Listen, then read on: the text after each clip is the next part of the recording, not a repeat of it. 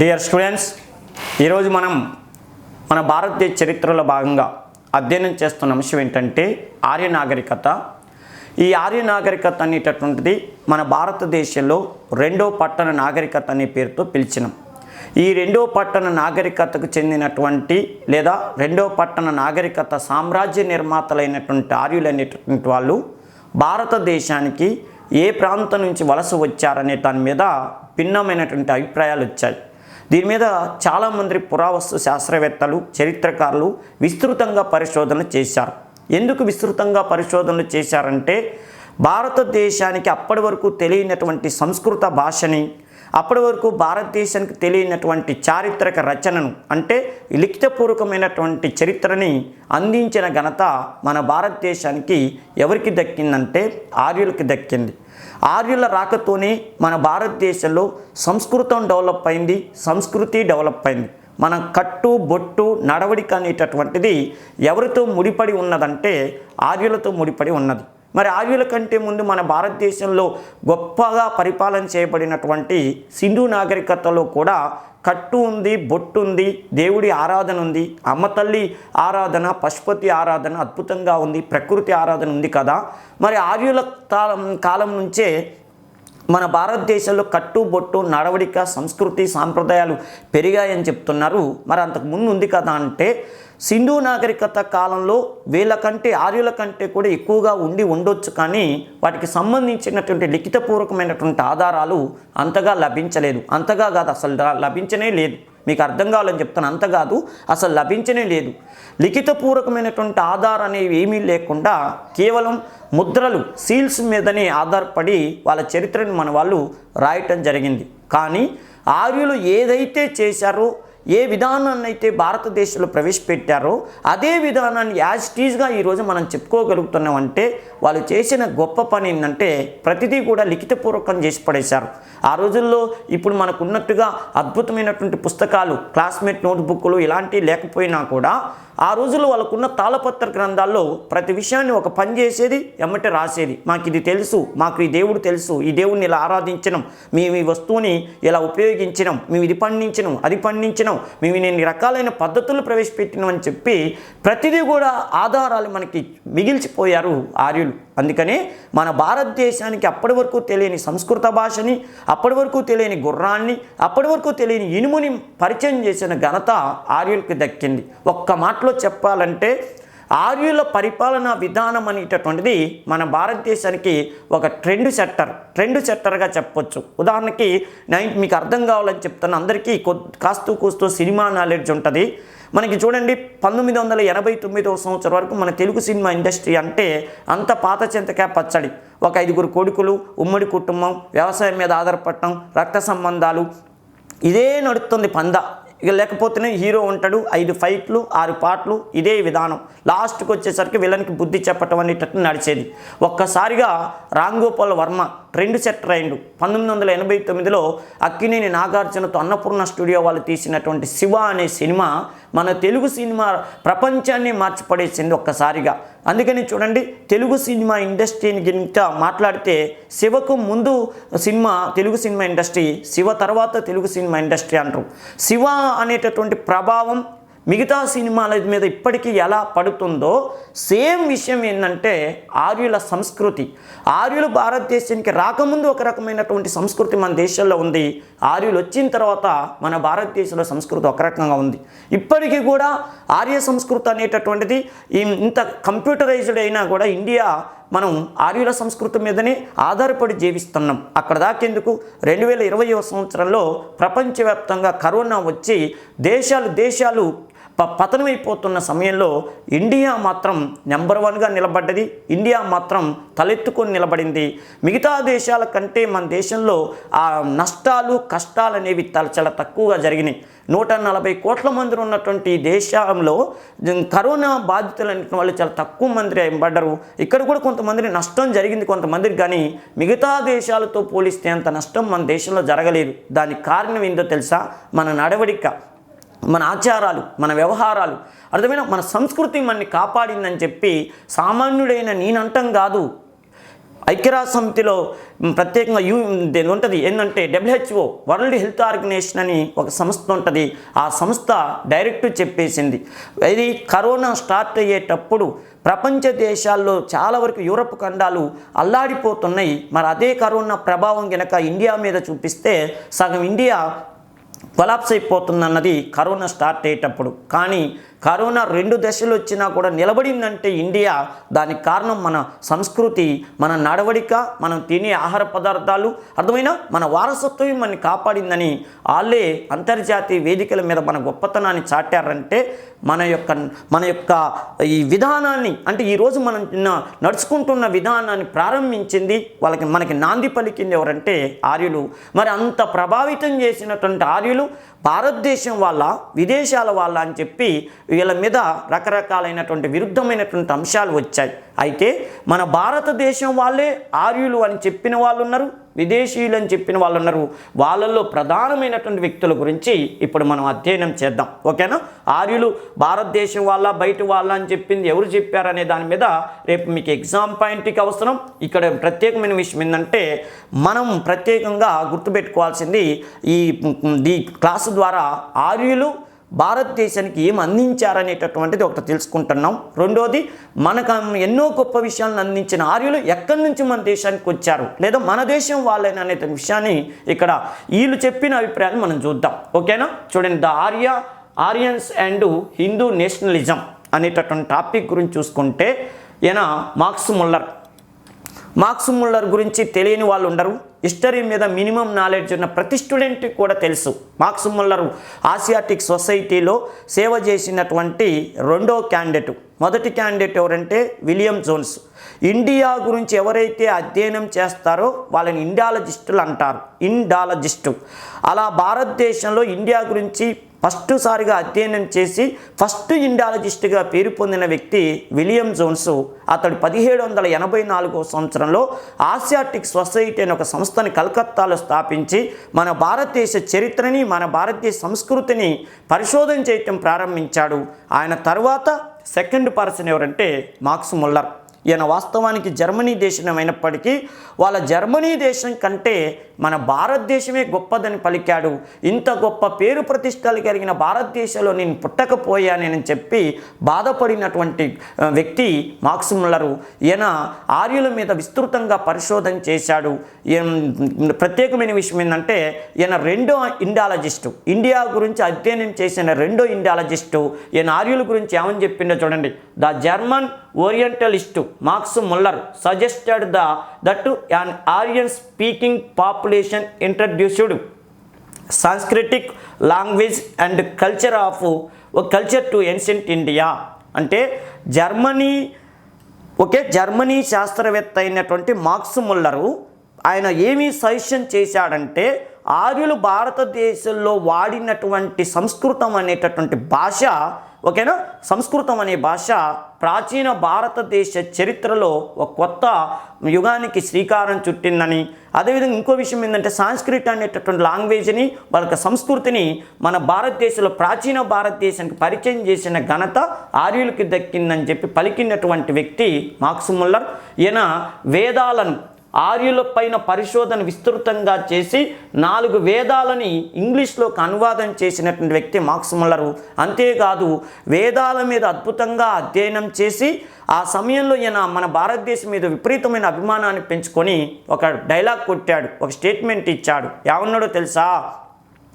ప్రపంచ గగనతలంలో అద్భుతాలు చేస్తున్నామని కొన్ని అగ్రదేశాల వాళ్ళు గొప్పగా చెప్పుకుంటున్నారు, కానీ ప్రపంచంలో గొప్ప దేశం అంటూ ఏదన్నా ఉందా అంటే నేను భారతదేశాన్ని చూపిస్తాను.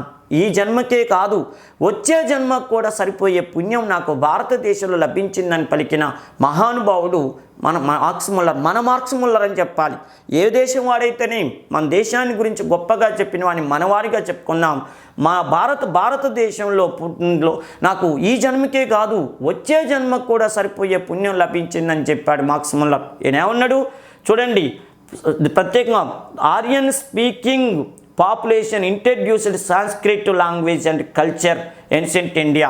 ఆర్యులు భారతదేశానికి సంస్కృత భాషని, ఏ భారతదేశానికి, ప్రాచీన భారతదేశానికి సంస్కృతం అనేటటువంటి భాషను, వాళ్ళ సంస్కృతం అనే భాష, తర్వాత కల్చర్ అంటే సంస్కృతిని అందించారు ప్రాచీన భారతదేశానికి అని పలికాడు మార్క్స్ ముల్లర్. ఇప్పుడు దీని ద్వారా మీకు 2 బిట్లు తెలిసినాయి. ఆర్యులు మధ్య ఆసియా, ఈయన ఏమన్నాడు తన పరిశోధనలో, నేను ఆర్యుల మీద పరిశోధన చేస్తే వాళ్ళు మధ్య ఆసియా ప్రాంతం నుంచి, మధ్య ఆసియా అనే ప్రాంతం నుంచి భారతదేశానికి వచ్చారని పలికాడు.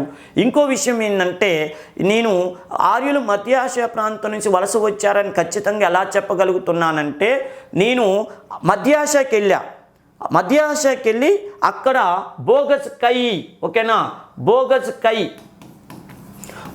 కై అనే ప్రాంతంలో వేసిన 3 శాసనాలు, కటేటి, ఓకే, మిటేటి, నెక్స్ట్ బోగస్ కై, ఇదొకటి, కటేటి, మిటేటి, బోగస్ కై అనే ప్రాంతంలో 3 శాసనాలను చూశాను. ఆర్యులు వాళ్ళ దేశం నుంచి భారతదేశానికి వచ్చేటప్పుడు అక్కడ శాసనాలు వేశారు. ఏమని, మా జన్మస్థలం మధ్య ఆసియా, దాన్ని యురేషియా అంటారు, బాగా గుర్తుపెట్టుకోండి, యురేషియా అని వాళ్ళు అక్కడ శాసనం వేసుకున్నారు. ఏమని, మేము బతుకు తెరువు కోసం అంటే ఆవులని పెంచుకుంటాం, మా పశుపోషణ ఆవులు పోషించుకుంటాం.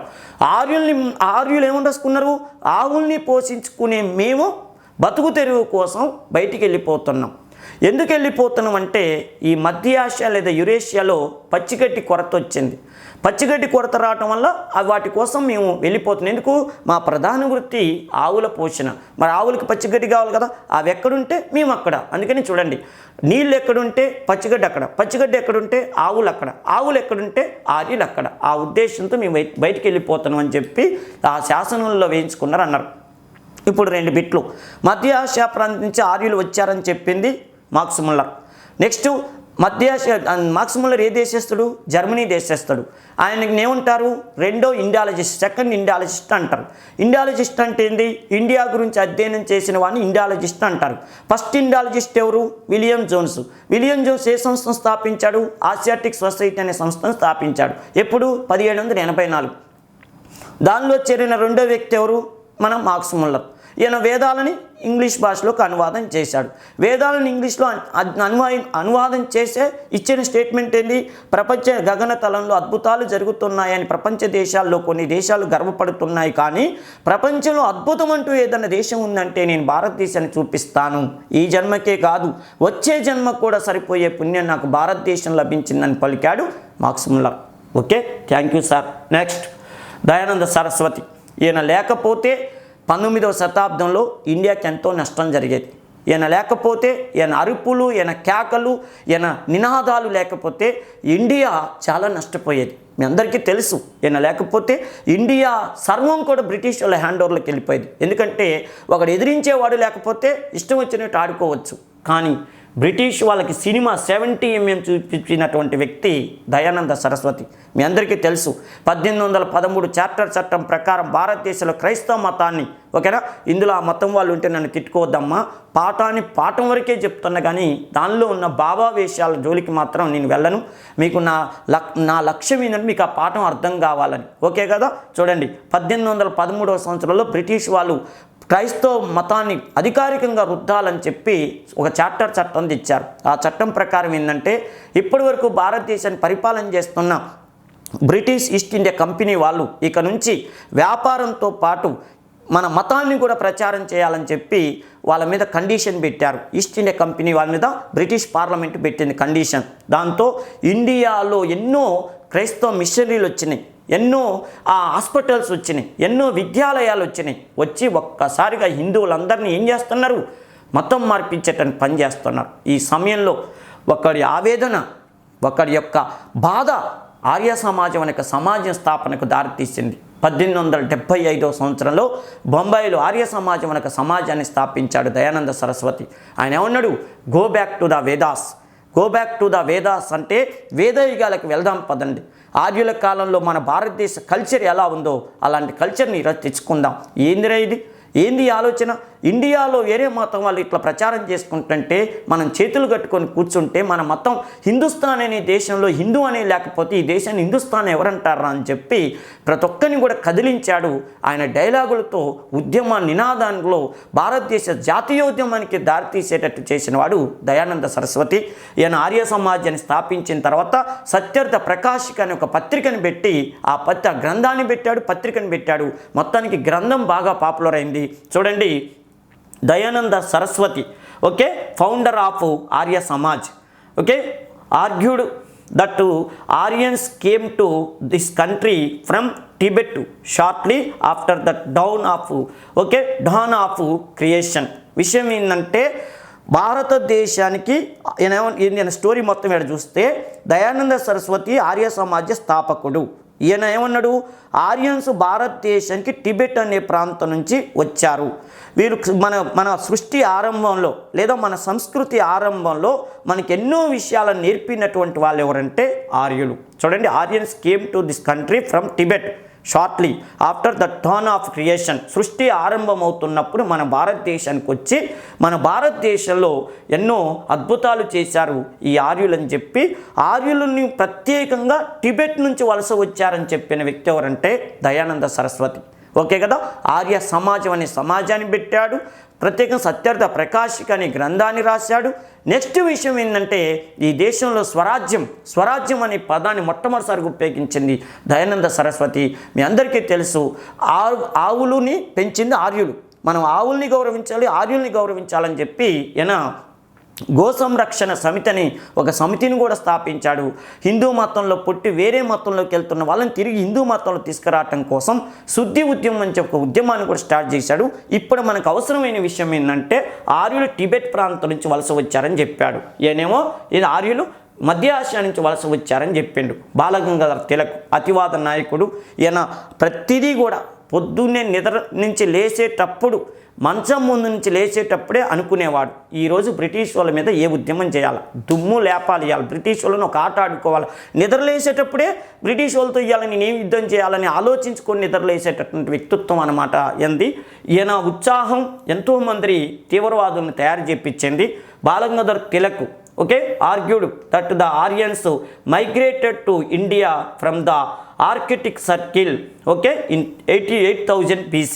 అంటే ఈయన ఏమన్నాడంటే ఆర్యులు భారతదేశానికి మధ్య ఆసియా ప్రాంతం ఎక్కడి నుంచి వచ్చాడు అన్న ఈయన. చూడండి, ఆర్యులు ఆర్కిటిక్ ప్రాంతం నుంచి వచ్చారు. ఆర్కిటిక్ అంటే ఉత్తర ధ్రువం నుంచి భారతదేశానికి వలస వచ్చారని చెప్పిన వ్యక్తి ఎవరంటే బాలగంగాధర తిలక్. ఓకేనా, ఆర్యులు మధ్య ఆసియా అన్నాడు, ఈయన టిబెట్ అన్నాడు, ఈయన ఆర్కిటిక్ వలయం నుంచి భారతదేశానికి వలస వచ్చారని. ఆర్కిటిక్ వలయాన్ని ఏమంటారు? ఉత్తర ధ్రువం అనే పేరుతో పిలుస్తారు, ఉత్తర ధ్రువం. ఓకే కదా. నెక్స్ట్ ఇకపోతే ఆర్ఎస్ఎస్ లీడర్, ఓకేనా, గురూజీ గోల్వర్కర్. ఆర్ఎస్ఎస్ అనే సంస్థ ఉంటుందిగా, రాష్ట్రీయ స్వయం సేవక సంఘం. చూడండి, suggested that Tilak was write about the Arctic origin of the ఆరియన్స్ but that the north polo was in India at the time. అంటే నేను ఏమంటానంటే అంటే ఆర్ఎస్ఎస్ ఫౌండర్ అయినటువంటి గోల్వార్కర్ అనే నేను ఎవరికి సమర్థిస్తున్నానంటే బాలగంగాధర తిలక్ని సమర్థిస్తున్నాను. ఆయన చెప్పిన ఆర్కిటిక్ ధ్రువం నుంచే ఆర్యులు భారతదేశానికి వచ్చారు, దాంట్లో ఎలాంటి డౌటు లేదు. కానీ నా అభిప్రాయం ఏంటంటే ఆ రోజుల్లో ఈ ఈ ఆర్కిటిక్ వలయం కూడా మన భారతదేశంలో ఒక భాగంగా ఉండేది. అంటే భారతదేశం అనే దేశంలో ఈ నార్త్ పోలో అంటే ఆర్కిటిక్ వలయం అనేది కూడా భారతదేశంలోనే ఒక భాగం. వాళ్ళు ఎక్కడి నుంచో రాలే. మనవాడు బాలగంగాధర తిలక్ ఏమంటాడు? ఆర్కిటిక్ వలయం నుంచి వచ్చారంటారు. నా అభిప్రాయం ప్రకారం బాలగంగాధర తిలక్ చెప్పినట్టు ఆర్యులు ఆర్కిటిక్ ధ్రువం నుంచే వచ్చారు. కాకపోతే ఆ రోజుల్లో భారతదేశంలో భాగమే ఈ ఆర్కిటిక్ వలయము. దాన్ని అప్పుడు నార్త్ పోలో అనే పేరుతో పిలిచేవాళ్ళని చెప్పిండు గోల్వార్కర్. నెక్స్ట్ స్వామి వివేకానంద, ఓకే, ఎన్ని ఇండియన్ రూసో అంటారు. ఇండియన్ రూసో, ఫ్రెంచి దేశంలో రూసో అనే వ్యక్తికి ఎంత పేరుందో మన వివేకానందుడికి అంత పేరుంది. ఈయన 1893 సంవత్సరం సెప్టెంబర్ 11వ తారీఖు నాడు చికాగో సర్వమత సమావేశంలో భారతదేశ గొప్పతనాన్ని అందరికీ తెలియజేసిన వ్యక్తి ఇతడు. చూడండి, Swami Vivekananda argued that the Aryans came from India and that ancient India included Afghanistan.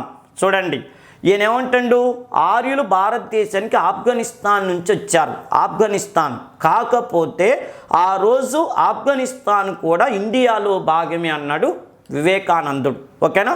వీటికి ఎగ్జామ్ పాయింట్ ఆఫ్లో గుర్తుపెట్టుకోవాలనుకుంటే ఇక్కడ రెండు విషయాలు.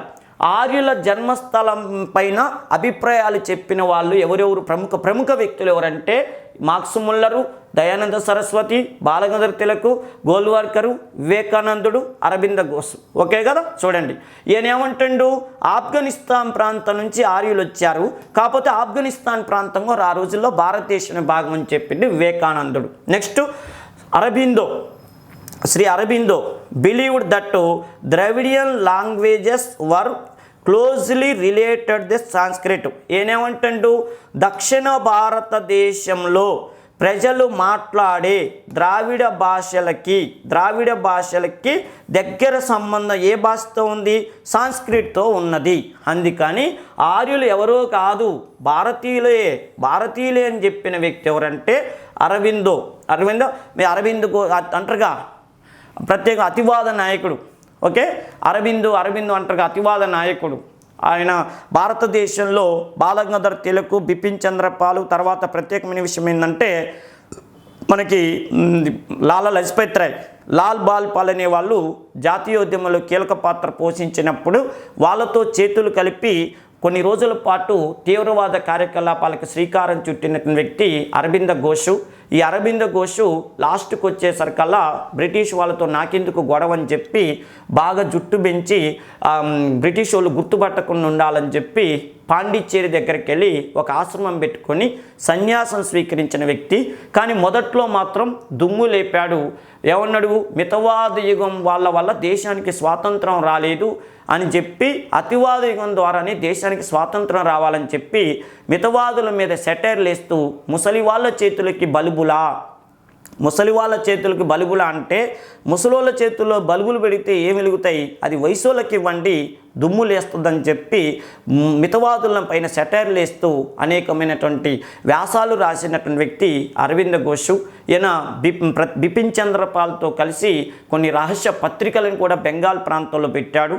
వీళ్ళ నాన్న ఇతన్ని ఐఏఎస్ అంటే ఇప్పుడు మనం ఐఏఎస్ అంటున్న అప్పట్లో ఐసీఎస్ అనేవాళ్ళు, ఐసీఎస్ కోసం లండన్ పంపిస్తే ఇంటర్వ్యూ వరకు అన్ని సక్సెస్ అయ్యాడు. బ్రిటిష్ వాళ్ళు ఈయనకి గుర్రపు స్వారీ హార్స్ రైడింగ్ రాదని ఒక చిన్న కారణం వల్ల ఉద్యోగం ఇవ్వలేదు. ఆ కక్షతో బ్రిటిష్ వాడు అంతూ చూద్దామని చెప్పి భారతదేశానికి వచ్చాడు. భారతదేశానికి వచ్చేసరికల్లా అప్పుడు మన దేశాన్ని బీపీ ట్యాబ్లెట్లు వాళ్ళు, షుగర్ ట్యాబ్లెట్లు ఇండియాని నడిపిస్తారు. అదే మితవాదులు. ఈ బీపీ ట్యాబ్లెట్లు, షుగర్ ట్యాబ్లెట్ల వల్ల ఈ దేశానికి స్వాతంత్రం రాదు. యంగ్ డైనమిక్లు ఉండాలి. అర్థమైనా? యంగ్ డైనమిక్ల వలన ఈ దేశానికి స్వాతంత్రం వస్తుందని చెప్పి లాల్ బాల్ పాల్తో చేతులు కలిపాడు. కొంతవరకు అయితే తీవ్రవాద పందాన్ని అనుసరించి బ్రిటిష్ వాళ్ళని భయపెట్టాడు. కాకపోతే తీవ్రవాద పందా అనేటటువంటి సుదీర్ఘకాలం పాటు నడవదన్న విషయం ఆయనకు అర్థమైంది. బ్రిటిష్ వాళ్ళు లేనిపోని కేసులు ఇరికిస్తుండేసరికల్లా నాకెందుకు వచ్చిన గొడవ అని చెప్పి తప్పించుకొని పోయి పాండిచ్చేరిలో గడిపినటువంటి వ్యక్తి ఇతడు. ఏదేమైనా కూడా వీళ్ళందరికీ పక్కా భారత జాతీయతావాద భావాలు కలిగినవి మనకు అర్థమవుతుంది. ఏదేమైనా ఇక్కడ మనకి ఎగ్జామ్ పాయింట్ ఆఫ్లో గుర్తుపెట్టుకోవాలంటే మధ్యాశ నుంచి ఆర్యులు వచ్చారన్నాడు. తర్వాత ఏమన్నా టిబెట్ ప్రాంతం నుంచి వచ్చారన్నారు దయానంద సరస్వతి. తర్వాత బాలగంగాధర తిలక్ ఆర్కిటిక్ వలయం నుంచి వచ్చారన్నారు. నెక్స్ట్ మనకి గోల్వార్కర్, ఆర్ఎస్ఎస్ చీఫ్ అయినటువంటి గోల్వార్కర్ అనేటటువంటి వ్యక్తి ఈయన బాలగంగాధర తిలక్ దానికి అంగీకరించాడు. కాకపోతే ఆర్కిటిక్ వలయం కూడా ఒకప్పుడు భారతదేశంలో భాగమని చెప్పిన వ్యక్తి ఎవరంటే అరబింద ఘోష్. నెక్స్ట్ స్వామి వివేకానంద. ఈ స్వామి వివేకానంద లేకపోతే భారతదేశ హిందూ మతం కానీ భారతదేశ జాతీయతాభావం అనేది అంతర్జాతీయ వేదికల మీద వినిపించేది కాదు. భారతదేశానికి ఒక సూర్యుడిగా, ఆధ్యాత్మిక సూర్యుడిగా పేరు పొందినటువంటి వ్యక్తి స్వామి వివేకానంద. ఓకేనా. ఈయన జన్మదినోత్సవం అయిన జనవరి 12వ తారీఖుని మనం జాతీయ యువజన దినోత్సవంగా చేసుకుంటున్నాం. 1985వ సంవత్సరంలో ఆనాటి ప్రధానమంత్రి అయినటువంటి రాజీవ్ గాంధీ గారు ఈయన జన్మదినోత్సవాన్ని జాతీయ యూత్ డేగా ప్రకటించడం జరిగింది. ఓకేనా. నెక్స్ట్ అరవింద ఘోష్ గురించి మీకు చెప్పాను. ఇంకో విషయం ఏంటంటే ఆర్ఎస్ఎస్ అధినేత గోల్వర్కరు ఎన్నో భారతదేశంలో వచ్చిన విపత్కర పరిస్థితుల్లో, అంటే భూకంపాలు కానీ, హిమాలయ పర్వతాల దగ్గర మంచు చర్య కొండలు విరిగిపడటం కానీ, దేశ విభజన జరిగినప్పుడు అల్లకొల్లోలం అవుతుంటే ఎంతోమందికి సహాయక చర్యలు చేపట్టినటువంటి వాలంటీర్ దళాన్ని ఏర్పాటు చేసినటువంటి ఆర్ఎస్ఎస్ ద్వారా ఏర్పాటు చేసినటువంటి వ్యక్తి ఇతడు. ఎంతో అద్భుతమైనటువంటి సేవలు చేసినటువంటి ఆర్ఎస్ఎస్ సంస్థ వాళ్ళే మీకు తెలుసు 1948వ సంవత్సరం జనవరి 30వ తారీఖు నాడు మహాత్మా గాంధీని ఈ సంస్థకు చెందినటువంటి ఆర్ఎస్ఎస్ చెందినటువంటి నాథురామ్ గాడ్సే హత్య చేయటంతో జవహర్లాల్ నెహ్రూ ఈ ఆర్ఎస్ఎస్ అనే సంస్థని 1948వ సంవత్సరంలో బ్యాన్ చేయటం జరిగింది. అప్పుడు తీవ్ర వ్యతిరేకత వచ్చింది. ఆర్ఎస్ఎస్కు చెందినటువంటి నాథురామ్ గాడ్సే మహాత్మా గాంధీని హత్య చేశాడని చెప్పి ఆ సంస్థను బ్యాన్ చేయటం అనేది మేము ఒప్పుకోమని చెప్పి దేశవ్యాప్తంగా ఈయనకు సంబంధించినటువంటి ఫ్యాన్స్ అంతా కూడా పెద్ద గొడవ చేశారు. ఎందుకంటే నాథురామ్ గాడ్సే అనే వ్యక్తి గాంధీని చంపిందని చెప్పి ఎన్నో సేవా కార్యక్రమాలు, ఎన్నో అద్భుతమైనటువంటి భారతదేశ జాతీయతా భావాన్ని తీసుకొచ్చే కార్యక్రమాలు చేసినటువంటి ఈ సంస్థను మీరెవరండి బ్యాన్ చేయడానికి అని చెప్పి పెద్ద గొడవైంది. మీకు పార్టీలో కూడా వస్తుంటుంది ఎక్కడో చోట. విషయం ఏంటంటే ఆ సమయంలో ఈ ఆర్ఎస్ఎస్కి అండగా ఉన్నటువంటి వ్యక్తి ఒకడు శ్యాంప్రసాద్ ముఖర్జీ. శ్యాంప్రసాద్ ముఖర్జీ అప్పట్లో జనసంఘ్ పార్టీ తరపున ఉన్నాడు. ఆయన ఒక్కడు మాత్రం ఆర్ఎస్ఎస్ అనే సంస్థని మీరు విధించొద్దని చెప్పి నెహ్రూకే వార్నింగ్ ఇచ్చినటువంటి వ్యక్తి. కానీ నెహ్రూ మాత్రం ఏమాత్రం కూడా వెనకడి చేసే ప్రశ్నే లేదు. జాతిపితను హత్య చేసిన సంస్థకి చెందిన వ్యక్తిని మేమెందుకు వదులుతాం, ఆ సంస్థకు చెందిన ఆ సంస్థని మేమెందుకు వదులుతామని చెప్పి భీష్మించుకొని కూర్చున్నాడు. ఈ సమయంలోనే ఆర్ఎస్ఎస్ విషయంలో చాలా ఎక్కువగా క్లోజ్గా మూవ్ అవుతుందని చెప్పి శ్యాంప్రసాద్ ముఖర్జీతో పాటు బాబు రాజేంద్ర ప్రసాద్ రాజ్యాంగ పరిషత్ చైర్మన్గా ఉండటం, తర్వాత రాష్ట్రపతి అయినటువంటి రాజేంద్ర ప్రసాద్ని నెహ్రూ వ్యతిరేకించడం జరిగింది. ఎందుకంటే రాజేంద్ర ప్రసాద్ అని శ్యాంప్రసాద్ ముఖర్జీ ఇద్దరు ఒకవైపు.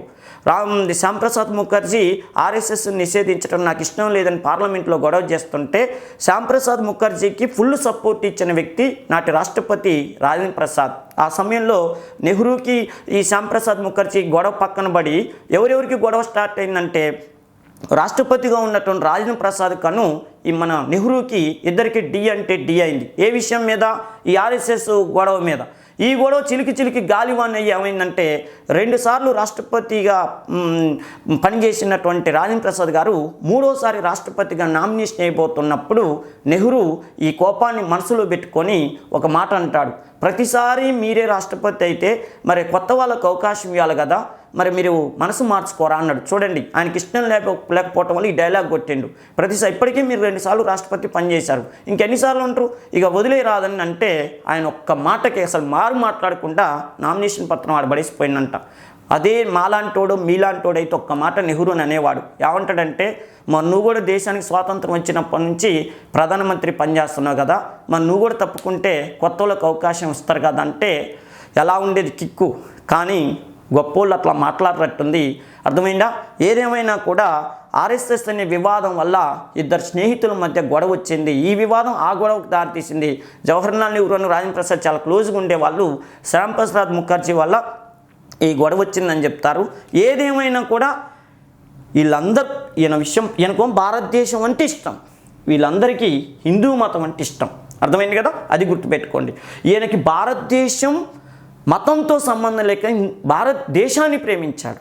వీళ్ళు మతంతో సంబంధం ఉన్న భారతదేశాన్ని ప్రేమించారు. ఇది తేడా అన్నమాట. అర్థమైంది కదా?